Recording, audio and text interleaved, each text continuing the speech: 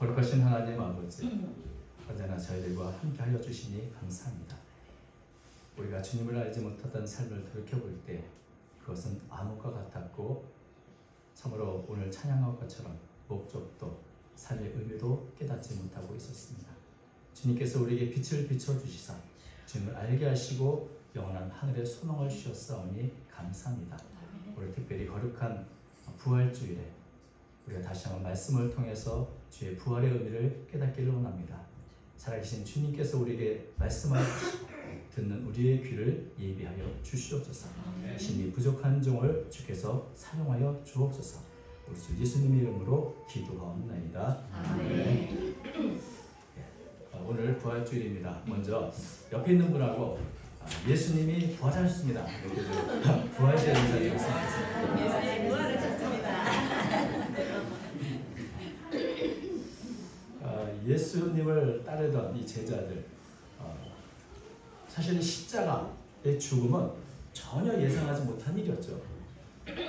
그런데 더 예상할 수 없었던 것은 바로 이 예수님이 다시 부활하셨다는 겁니다. 그러니까 이렇게 예수님의 죽음, 예수님의 그 십자가의 그 처참한 모습이 눈앞에 아른거리는데 다시 또 예수님이 부활하셨다. 이런 소식을 들었을 때 제자들 마음이 얼마나 혼란스러웠을 걸까 하는 생각을 하게 됩니다. 오늘 부활주일인데 뭐 이런저런 준비하지만 이번 주가 생각지 못한, 예상치 못한 일이 참 많이 있었습니다. 저는 갑작스럽게 핸드폰을 바꿨고요. 또 오늘까지 다 준비하시던 분이 갑자기 코로나로 나오지 못하시는 경우도 있고요. 그래서 참 인생에 예상치 못한 일이 있지만 그러나 예수님의 십자가 부활만큼 제자들의 마음을 혼란스럽게 여길 그런 사건이 있었을까? 내가 따르고 선진하고 그리스도를 믿고 따르던 분이 갑자기 추악한 죄 있는 모습으로 죽어가는 모습을 겪었던 제자들. 며칠 되지도 않아서 다시 예수님이 부활했다. 과연 그 소식을 들었을 때 제자들 마음이 어떨까? 근데 오늘 본문을 보면 이 예수님의 부활을 대하는 제자들의 이 과정이 한 4단계 이렇게 발전해 간다는 것을 보게 됩니다. 첫 번째 단계는 예수님의 부활을 전혀 알지 못했던 단계죠. 죽음의 공포, 죽음의 권세가 이렇게 무서운가 하는 것을 가슴 깊이 느끼면서 세상에 예수님마저도 그렇게 죽을 만큼 정말 죽음의 권세 너무나 무섭구나. 내가 더 죽으면 어떡하지 하는 두려움 속에 살고 있는 예수님의 죽음에 대한 슬픔, 죽음의 권세에 대한 두려움, 이런 것으로 살아가는 그 단계가 예수님의 부활을 알지 못하는 그런 단계입니다. 10절에 보니까 막달라 마리아가 이 제자들을 찾아갔을 때 우리가 잘 아는 예수님의 12제자, 11제자죠.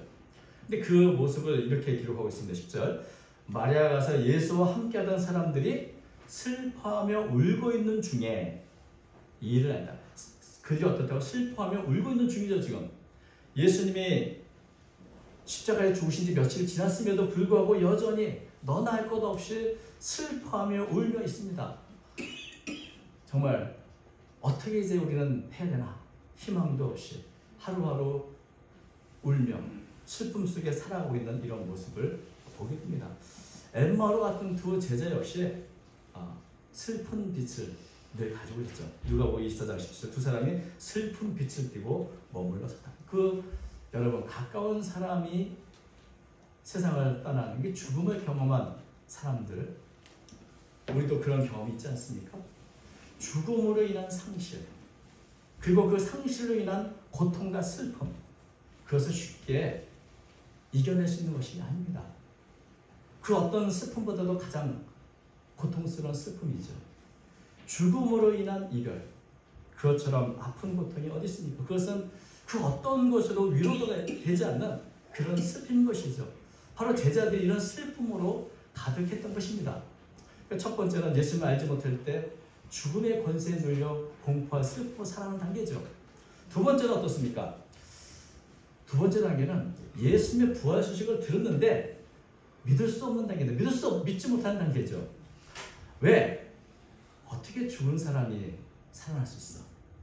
내 상식으로는 그것은 아마도 잘못 보았다고 생각하는 것이 합리적 의심이 아닐까?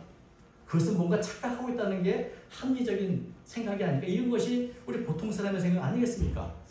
어떻게 과학적으로도 그렇고 부활이 가능할까? 그래서 믿지 못하는 단계죠. 부활하신 예수님을 처음 만났던 사람은 흉악한 7 귀신이 들었던 막달라 마리아였는데, 막달라 마리아는 정말 기쁨 속에서 예수님을 만나서 그 소식을 전해주려고 찾아왔습니다. 그런데 예수님이 부활하셨다는 소식을 전해주었음에도 불구하고 그것을 믿는 제자는 아무도 없었습니다. 11절. 그들은 예수께서 살아나셨다는 것과 마리아에게 보이셨다는 것을 듣고도 믿지 아니하니라. 여러분 같으면 믿을 수 있겠어요? 더구나 과거의 전력이 조금 의심스럽지 않습니까? 7 귀신을 들였던 분이었는데 지금 또 뭔가 헛것을 보는 거 아닐까? 이런 의심도 할 수 있겠죠. 아무튼 우리가 잘 아는 이 의심 많은 도마, 내가 만져보겠다, 찔러보겠다, 이래야 믿겠다고 하는 도마뿐 아니라 대부분의 모든 제자들이 마리아가 예수님의 부활을 전해줬지만 믿지 못했습니다. 왜 그런가? 누가복음 24장 10절 이렇게 말합니다. 사도들은 그들의 말이 허탄한 듯이 들려 믿지 아니하나. 허탄한 듯 들었다. 말은, 이 허탄하다는 말은 어리석은 말, 쓸데없는 말, 의미 없는 말, 헛된 말이라는 의미입니다.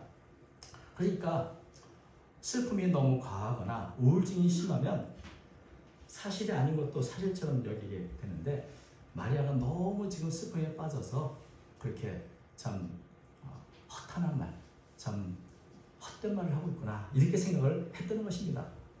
아무리 상식적으로 생각해도 예수님이 다시 부활한다는 것은 십자가의 형이 어떤 형인지 안다면 그런 말을 못할 것이다. 또 이 막달라 마리아가 전해준 사람들 가운데 이렇게 예수님의 부활을 믿지 못했던 사람이 있었습니다. 그런데 그 중에 2 사람이 시골로, 누가 보면 엠마오 지역으로 가다가 가는 길에서 예수님을 만났습니다. 부활하신 예수님을 처음 못 만났지만 같이 식사를 하며 또 성경을 읽고 풀어주실 때 예수님이구나 하는 것을 알게 되고, 부활한 예수님을 만난 기쁨으로 다시 예루살렘으로 돌아와서 제자들에게도 전해줍니다. 13절. 그런데 그때에도 제자들은 여전히 믿지 못했습니다. 13절. 2 사람이 가서 남은 제자들에게 알렸을 때 역시 믿지 아니하니라. 왜 믿지 못했을까요? 여러분, 우리도 그렇지만 제자들 이렇게 호락호락 쉽게 믿는 사람들은 아닙니다. 우리가 성경에서 믿음이 좋으니까 다 무슨 말 하는지 믿고 받아들이는 그런 사람으로 생각하기 쉽지만, 여러분도 그렇고 저도 그렇고 사실은 의심이 많은 사람들 아닙니까? 그렇게 함부로 믿는 사람들은 아니죠. 근거가 있어야 됩니다. 믿을만 해야 믿지. 근데 대체로 내가 믿는 근거라고 하는 것은 내 경험입니다. 내가 보고, 내가 만져보고, 내가 눈으로 직접 보고 체험을 하면 그러면 혹시 믿을지 모르겠어요. 하나님이 내 앞에 당장 나타나면 내가 믿을 수 있지. 부활하신 예수님이 내 앞에 옆에 있으면 내가 봤으니까 믿을 수 있지. 이게 바로 우리 보통의 사람들의 생각인 것입니다.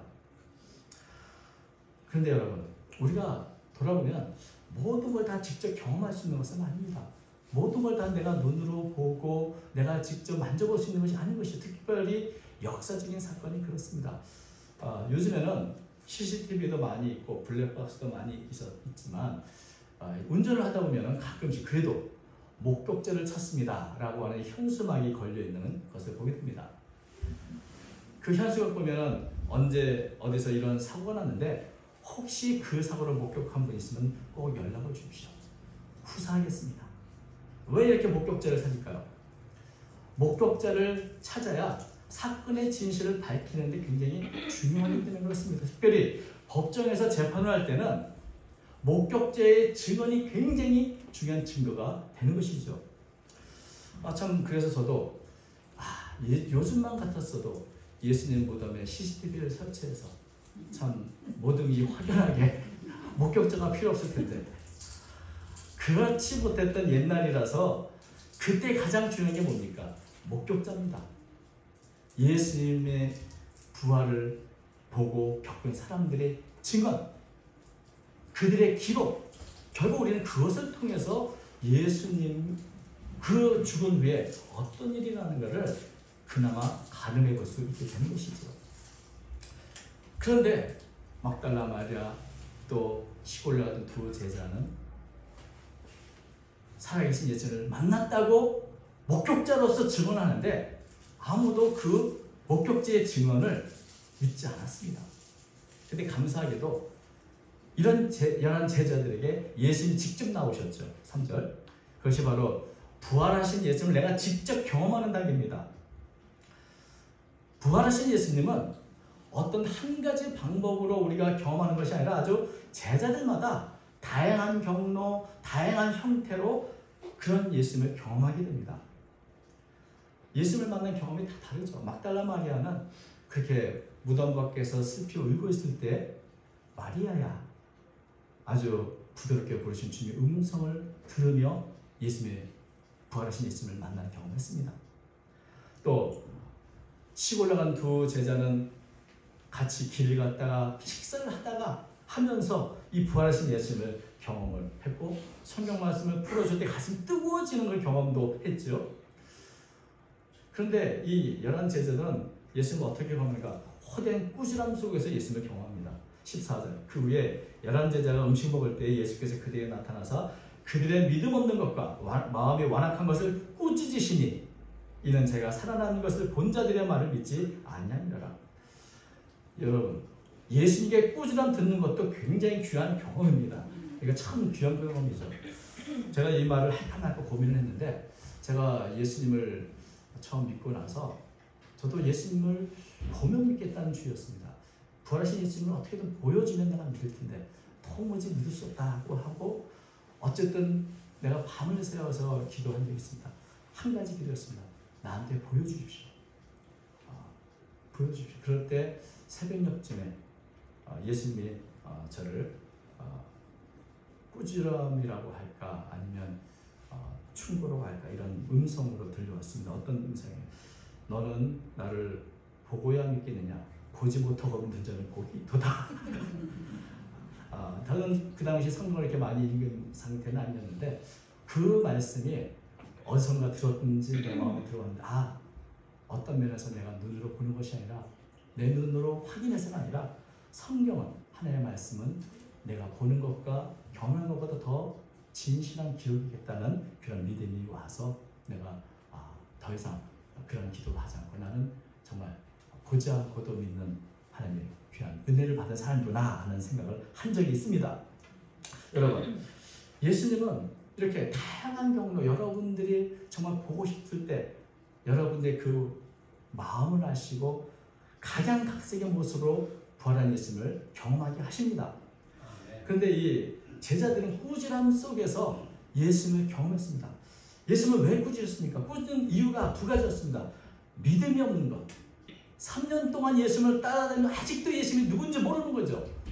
예수님의 하나님의 아들이시라면 당연히 하나님께서는 그를 살릴 것이 분명하고 이것은 이미 선지자를 통하여 구약에 예언된 말씀이기도 한데 아직도 여전히 믿음이 없느냐 이런 꾸지람이시겠죠. 두 번째는 마음이 완악한 것. 이 마음이 완악한 것은 왜 믿음이 없는가? 내 생각만을 중요시 여기기 때문에 그렇습니다. 내가 본 것, 내가 경험한 것, 내 생각 여기에 매여 있으면 다른 사람들의 말이 들리지가 않습니다. 완악하다는 말은 마음이 굳어있다, 단단해져 있다 이런 의미인데 내 마음, 내 생각으로 굳어져 있기 때문에 더 이상 다른 것이 들어올 여지가 없는 것이죠. 여러분, 예수님의 그 부활은 증거를 찾으면 얼마든지 많습니다. 가장 큰 증거는 빈 무덤이 있고요. 예수님이 무덤이 왜 비었는가? 이것을 생각해 보면 한 가지 결론을 얻을 수밖에 없습니다. 예수님이 살아나신 것이 아닌가. 이런 빈 무덤을 보았던 제자들, 또 여러 증인들의 증언을 들었던 제자들, 그럼에도 불구하고 믿지 못하는 것은 그들의 마음이 단단해서 도저히 그것은 내 생각에 맞지 않는다. 내 경험, 내 상식에 맞지 않는다는 그 완악한 마음 때문에 예수님의 부활을 받아들일 수 없었던 것입니다. 그래서 이 완악함을 예수님은 꾸짖었죠. 예수님은 사실 엠마오로 가는 이 두 제자도 동일한 꾸지람을 하셨습니다. 누가복음 24장 25절 보면 이르시되 미련하고 선자들이 말한 모든 것을 마음에 더디 믿는 자들이요.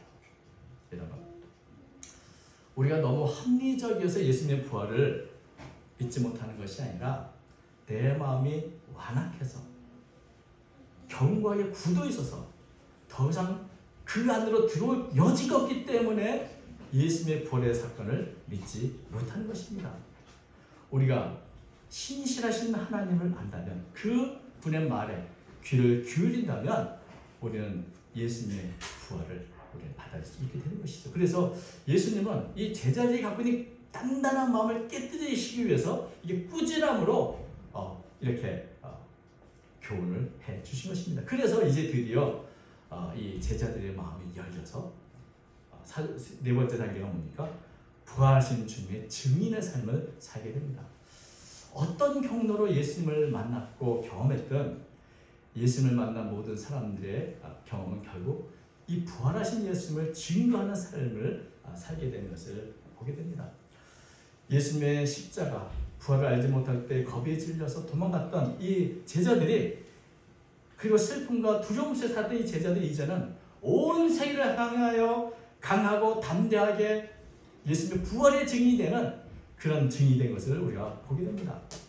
이것은 막달라 마리아나 또 엠마에로 갔던 두 제자뿐 아니라 11 제자들도 마찬가지입니다. 그들이 예수님을 만나고 나서 이제는 모두가 주님 복음을 전하는 그런 사도가 되었고, 그들과 예수님은 함께 하셨다는 것이 이제 마가복음 우리 10장 20절에 되어 있죠. 제자들이 나가 두루 전파할세 주께서 함께 역사하사 그 따르는 표적으로 말씀을 확실히 증언하시니라, 이렇게 되어 있는데, 사실은 11 제자뿐 아니라 우리가 잘 아는 대로 예수님에 의해서 가장 회의적이고 믿지 못했던 사람들, 공격적으로 핍박했던 사람들, 예를 들면 사도 바울도 변화가 돼서 결국 증인의 삶을 살게 됐고, 또 예수님의 동생이었던 야고보 역시 예수님을 믿지 않았던 사람이지만 예수님이 십자가에 죽고 나서도 아무도 믿지 않는 것으로 예상되는데, 부활한 예수를 만나고 나서 고린도서 15장 7절을 보면 부활하신 예수님께서 야고보에게 보이셨다, 이렇게 기록하고 있죠. 부활하신 예수를 만나고 나서 야고보의 삶이 변하고 예루살렘의 기름 같은 입구이 되고 결국 이 복음을 해서 순교한 자리까지 나은 것을 보게 됩니다. 그래서 이 네 번째 단계는 부활한 예수님을 경험하고 나서 부활의 증인의 삶을 살아가는 이런 단계가 되는 것이죠. 여러분, 예수님의 부활, 이것을 우리가 단지 과거의 사건으로만 생각하시면 안 됩니다. 물론 이것은 과거에 일어난 사건입니다. 부활은 예수님이 하나님의 아들이신 것을 하나님께서 직접 입증하신 사건이고요. 그래서 예수님이 하신 모든 말씀, 내가 곧 길이요 진리요 생명이라는 이 말씀, 나로 말미암자 그런 아버지께로 올 수 없다는 이 말씀, 이 모든 것이 다 진리요 참이라는 것을 우리 알려주는 그런 의미가 있습니다. 예수님이 하신 그 십자가의 구속, 부활로 완성됐다는 것을 보여줍니다. 예수님께서 이제 모든 죄값을 치르셨고 죽음을 이기셨다는 것을 입증한 사건이 이 과거의 부활 사건이라고 한다면, 이 부활은 또한 우리가 앞으로 있을 우리의 부활에 대한 보증이 되기도 합니다. 예수님을 살리신 하나님께서는 이제 예수님과 함께 모든 믿는 자들을 살리실 것이다. 고린도후서 4장 14절, 주 예수를 다시 살리시니가 예수와 함께 우리도 다시 살리사 너희와 함께 그 앞에 서게 하실 줄을 아노라. 사도 바울의 고백입니다. 그래서 우리도 예수님이 부활하신 것처럼 영광스러운 몸으로 부활하여 영생을 누릴 것이다 하는 것에 대한 이 소망의 의미가 있는 것이죠. 그리고 부활하신 예수님은 지금 현재 우리와 함께 살아계시겠습니다.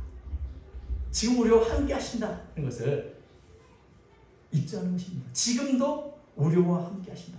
살아계신 예수님이 나와 함께 하셔서, 예수님은 그저 성경책 안에 있거나 과거의 역사에만 존재하는 분이 아니라 현재 생생하게 살아가셔서 우리의 삶을 인도하시는 분이라, 이것이 바로 오늘 우리가 경험해야 할 예수님의 부활인 것입니다. 아멘. 여러분, 예수님은 우리가 아는 것처럼 하나님 보좌의 우편에 계시지만 그분은 영으로 지금도 우리와 함께 하시고 우리 가운데서 여전히 활발하게 활동하시며 우리의 삶을 인도하신다. 이것이 매년 부활절을 맞이하면서 우리가 다시 한번 되새겨야 할 진리가 아닌가 생각하게 됩니다. 여러분은 예수님의 부활에 대해서 어느 단계라고 생각하십니까? 아직도 예수님의 부활을 전혀 듣지 못한 무지의 상태에 있는지, 아니면 예수님의 그 소식을 듣지만 부활했다는 이야기를 알지만 나는 아직도 믿지 못하는 그런 불신의 단계인지, 아니면 나는 나의 방식대로 주님 찾아오셔서 나는 이 예수님을 만났다 이런 경험하는 단계인지, 더 나아가서 이 살아계신 예수님 아직도 그 소식을 듣지 못한 이들에게 전해야겠다 하는 증인의 삶을 각오하는 단계인지 한번 우리 스스로를 돌아보시기를 바랍니다. 간절히 바라기는 말씀과 기도를 통해서 또 우리의 삶 속에서 살아계신 예수님을 여러분이 직접 경험하시고 날마다 부활의 증인의 삶을 살아가시기를 주님의 이름으로 축원드립니다. 기도하겠습니다. 거룩하신 하나님 아버지, 죄에 매여 살았던 저희들, 죽음의 공포 속에 살았던 저희들, 예수님께서 그 모든 죽음의 권세를 깨뜨리시고 죄악의 권세를 무너뜨리시고 부활하셔서 우리에게 새로운 소망과 새로운 생명을 주시니 감사합니다.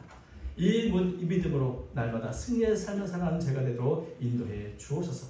살아계신 주님께서 모든 사랑 성도들의 삶을 친히 붙들어 주시고 인도하여 주시옵소서. 오늘도 부활절을 맞이하여서 살아계신 주님을 만나는 귀한 역사가 있게 해 주옵소서. 우리 주 예수님의 이름으로 간절히 기도하옵나이다. 아멘.